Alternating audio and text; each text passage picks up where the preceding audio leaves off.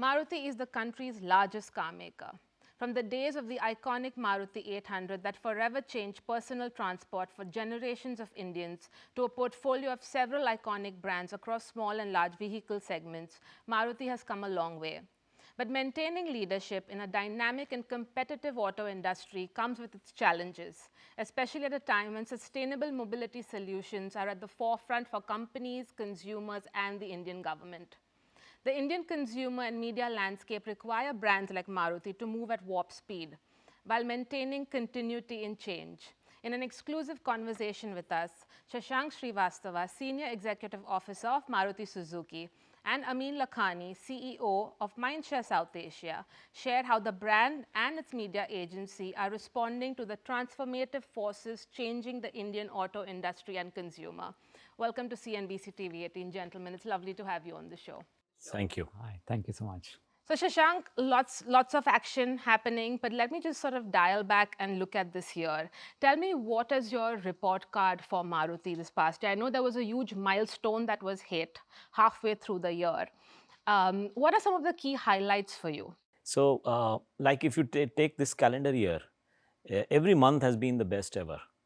Like January was the best ever January, best ever Feb, March, April, May, November, June, July, festive August, season, Whopper. Every month has been the best ever, and obviously then it has been the best ever year. It's expected that in the calendar year, industry will cross the 4.1 million mark, as also in the financial year. This is only the first time ever that the Indian passenger vehicle industry will cross the 4.1 million mark. That's of course in terms of volumes. In terms of the consumer behavior, also that we have seen a substantial change in favor of the SUVs, right, which now account in the last 3 months account for almost like 52% of the total share of the passenger vehicle sales. The average prices have been going up. In fact, if you compare with last year, the prices have gone up on an average by more than 1 lakh and 4,000 rupees. So there seems to be some premiumization building in. There's more connected cars, more features in the cars. And of course, the powertrain choices seem to be changing. There is more in favor of the environment-friendly fuels like CNG, electric, and hybrids. First-time buyers have remained similar, but the replacement buying has gone up. And of course, in terms of media, the digital media seems to have become really big. So these are some of the real changes which you see within this year. So it has been a very eventful year for the auto. Absolutely, lots of change happening, and also another major change that happened was Mindshare coming on board as your media agency after a long time that you were with Dentsu. I mean, I'm going to come to you now. Tell me about what your plan is. What's the mandate for you from Maruti and Shashank? It was a huge win, of course, for Mindshare, one of the largest accounts in the country. What's in the works? What's the mandate, and how are you sort of approaching it? Okay, so the mandate is very, very clear, and it's been a matter of great pride and privilege, and thanks to the partners that they saw value in what we kind of brought to the table. So I think that's first, right? Second is we are not looking at this as a short-term conversation at all. I think the entire idea and the proposition is to learn and unlearn such that we can create a new model of partnership in the market for others to emulate, right? We've known to partner with clients, create models that get replicated. In this case, we saw an opportunity of creating a very, very different type of model that we are still learning, by the way, on this business. And we are going to bring it to forth slowly and steadily as we unlock value for our clients. So I think those are the two things. But most importantly, the idea is that it's privileged to have a brand which has been leading in the country for the last 4 decades. It's almost 4 decades now that Maruti has been leading. And to work with a leader is of a different pride. It requires a different scale, size, and thinking as well, right? The deepest penetrated auto brand. Yeah, so I'm just saying, but 2 million cars, brand, right? Yeah, generation brands selling 2 million cars a year is no mean feat. From our point of view, the idea is how do we bring about the balance of brand building as well as last mile conversion together. And in that sense, how do we really truly deploy a full funnel approach on Maruti Suzuki, right? In line with the migration of how the consumer movement is happening towards digital. Right. So I think that's been the ongoing journey that we've envisaged. Let me, I'm just going to pick on some of the things you've said, Shashank, in terms of how the landscape is changing, even with consumers, right? With what their preferences are. Now, Maruti, of course, has always been about value. And, you have iconic brands, of course, in your portfolio. Several have moved into sort of the fleet model, but you're also coming up with utility vehicles, and which sales are increasing for utility, while sales for your entry-level cars and smaller cars, compact cars, has been sort of on the downward trend. Tell me, how will that evolution, first of all, happen for you from just being about value to be seen as this sort of cool brand going forward, from a consumer point of view? Yeah. As he was just mentioning, it's been we have been market leader from the first year of our inception, which is exceptional actually. That is a huge feat. And we have been market leader in every year of our existing, which is 40 years. So in between, however, we saw that because the economy developed, and that's a global phenomena, whenever the economy develops, volumes become large, you see the emergence of new type of consumers. And surely we saw that emergence of a new type of consumer in India as well. We called it India, and we sort of called the previous or that mindset of functionality as Bharat. So it was like Bharat and India. And Maruti Suzuki appealed to Bharat more than India. So India was like more modern, more globalized, more urban, and sort of more aspirational. So aspiration became the criteria of buying to a large extent. And we were not participating in it because our brand, as you know, the image has a tendency to stick. Absolutely. For generations. Therefore, we thought, let us start a new brand altogether. And we came with the concept of Nexa, which was, it came in 2016. 15-16 was the time when it was conceived. And it has become, by the way, in most months, it is either the second or the third largest brand independently. So it is like if you have, let's say, 27 manufacturers in the country, number one is Maruti Suzuki, of course, throughout. Number 2 or 3 is Nexa. Some months we are 2, some months we are number 3. And that has given, but it's not just about putting your marketing investments behind brand. Creation of Nexa gave us, it was a different automotive experience we gave to the consumer, but also in terms of design. So our design is definitely more sharper, in keep with the times. The technologies that we offer, some of the latest, the features that we are offering now in the cars, which also defines the brand, by the way, in terms of the modernity. Absolutely. And also in terms of the communication. The communication is more edgier. The type of media vehicles which we use, and we talked about digital specifically, and the marketing tools that we use, thanks to technology, the analytics that we use, is in keeping with the times. In fact, I would say Maruti Suzuki in that front is ahead of the competition. Even though we started a little later, we are far ahead now. And therefore, and we will discuss that, of course, but clearly these two things have helped us. And when you talked about SUVs became very important for us. Our SUV market share was just 12% last year. And our non-SUV share was 65%. When you combine the two, it becomes 43-44%. So clearly one of the objectives, a war cry, as we say, for us is 50% share. And for that can be achieved only if we achieve good market share in SUV segment. We had one SUV out of 47 which were there in the market. Clearly our portfolio was not sufficient. We introduced 4 in the last year. And now we became the number 1 SUV manufacturer in H1. If you see the H1 figure of this year, this financial year, we are the number 1 SUV manufacturer. Clearly things are working. And of course, we hope that we continue the good run in the future as well. Of course, Maruti's media mix, like every other brand, has had to sort of change with the times. It's becoming more digital heavy. When you see it as someone leading a very large media investments firm, when you see sort of the auto sector right now, and you see a brand like Maruti, leading for decades, When it comes to your sort of media play, what do you think has happened, say, in the past 2 years post-COVID? How has that changed, specifically speaking about keeping auto in mind? Right. So two things, right? At a broader level, we need two approaches to win in the market for Maruti. One is continuing with the leader approach in segments and categories where we are fairly dominant, like Shashank San mentioned, right? 60% plus market share and all of that. And that requires category definition. And that is what we want to partner and continue doing that.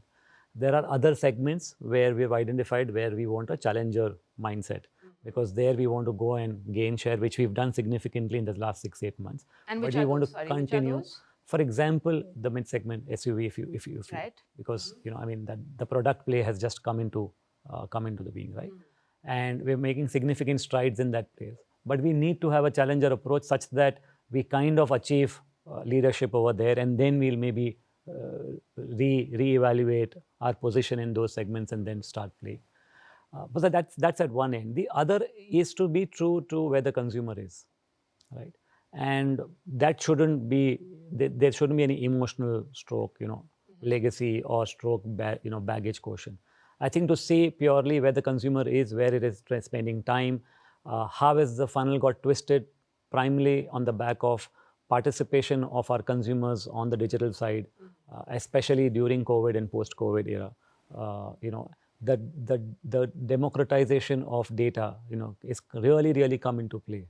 I'm being told that there are consumers who are spending 12 plus 15 plus hours online to kind of, really, because anybody who's spending 4 lakhs, 5 lakhs, 7 lakhs, 10 lakhs, 15 lakh rupees is going to spend that kind of time. And therefore that time has now got divided between what they do online versus what they will do, offline as well. And therefore 12 plus hours of discovery of content, really we need meaningful interventions such that they kind of state our ability and our differentiated product offerings. At the same point in time, help build the brand perception and the imagery that we want to build.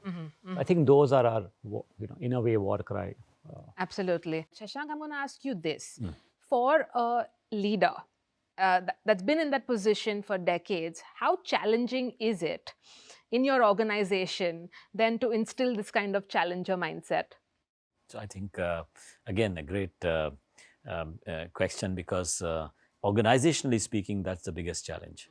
So one of the, I remember reading a book, some Harvard professor who talks about change and how leaders react to change. And by leaders, he meant leading companies. And he says the leading companies resist change the most because they are good at status quo. They are good at what is happening currently. That is why they are leaders. So it is in their interest to keep this status quo pending, and that's the trap in which most leading companies fall into, because they feel they can control the pace of change and they are sort of good at it in the things which are happening today. That's why they are market leaders, and that's the big mistake they make. And you have examples quoted like Kodak or Nokia or BlackBerry, and all so many examples are there where the leaders suddenly found things changed, and they suddenly lost the game.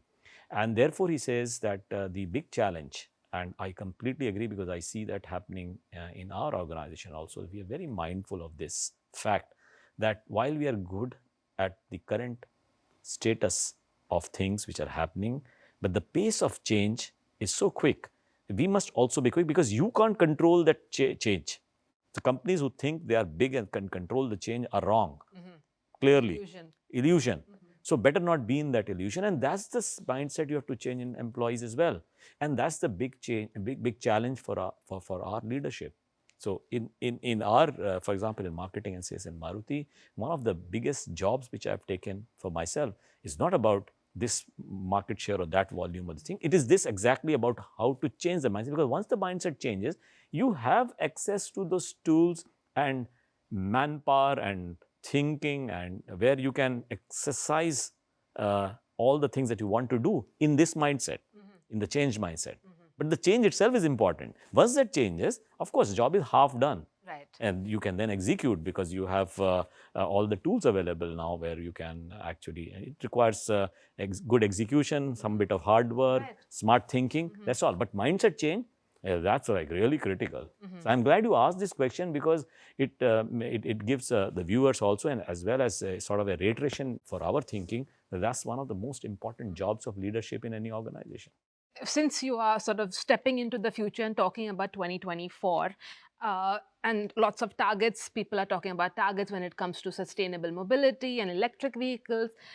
So there was an interesting comment, of course, that Piyush Goyal made at a recent CNBC TV18 event where he put out a prediction, which he's done previously as well, that by 2030, he predicts that all new vehicles sold in India will be electric vehicles. Your quick thoughts, Shashank, on that, because of course a lot has been talked about sort of Maruti's, electric vehicle play, and it's a sort of, what's the big game plan when it comes to sustainable mobility solutions. So what are your sort of quick thoughts on those predictions that are made, and where do you stand and where does Maruti stand? Yeah, so our stand is that probably by 2030, the penetration of EVs for passenger vehicle in India would be around 20%, maybe 18-20%.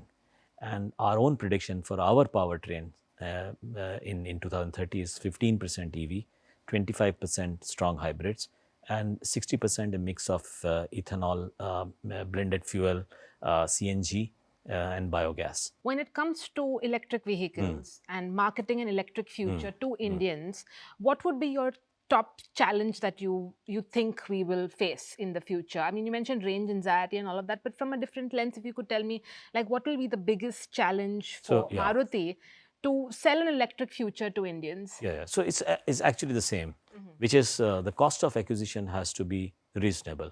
At the moment, cost of acquisition is very high. It's like 1.5, 1.6 times the ICE vehicles. So that has to be brought down. So battery localization. Second is, of course, range anxiety, which can be solved by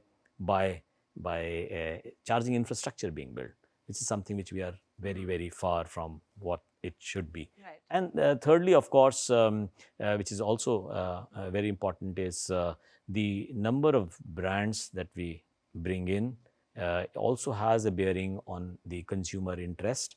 And once the adoption rate crosses a certain threshold limit, which is 4 to 5%, that is where you see a sudden adoption rate of EVs going up. That's what we have observed in Korea, in Germany, in France, in During UK. your travels. Yes.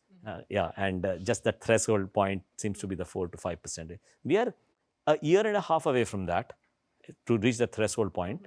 And that's why we believe that Maruti-Suzuki is at the right moment to introduce its first EV. And this question often comes up, and you just mentioned it. It didn't really press on that, comment on that, but I will nevertheless comment on it. That people say Maruti is a market leader. However, in EVs, they haven't really got into the game at the moment. Of course, game is not yet big enough. But remember, a lot of things which we do are, a lot of things which many of the competitors do is for optics. So certainly on optics term, it doesn't look good. The Maruti is lagging behind in introduction of EV. But let me tell you, I've been in Maruti Suzuki for a long time, and part of the decision making on almost many major issues. And I can tell you, between optics and customer convenience, 100 times out of 100, Maruti will choose customer convenience. 100 times out of 100. And that's what we think we are doing in EV case also. It's easy, for example, to bring in a EV. The technology is not a car. It sells a little number, doesn't add too much to the environment. And also, you say we have brought in the EV while you sell large SUVs and large diesel cars, which may not actually be doing that much. Narrative. Yes. I mean, I'm going to ask you sort of the final question before I come to Shashank again for this. But what's your outlook for the new year, 2024? We are in India. We are the highest growing ADEX marketing investments market globally. We've been so in the last decade. We'll continue to do that over the next foreseeable future. So I think there's no debate, there's no discussion. There'll be some years where we'll be a little more tapered versus the kind of heavy duty growth that India has been enjoying. But it is still going to be a healthy double digit that will grow from where we are. Digital obviously will continue to grow at a higher pace than TV. TV will still grow at a close to double-digit number in India. It is not dead. It is not going to die. The It death will knell, continue to right? grow. Keeps ringing. Yeah, I'm just preempting some questions and answering that. And yes, digital will continue to drive the ADEX numbers towards a higher double digit. So I think.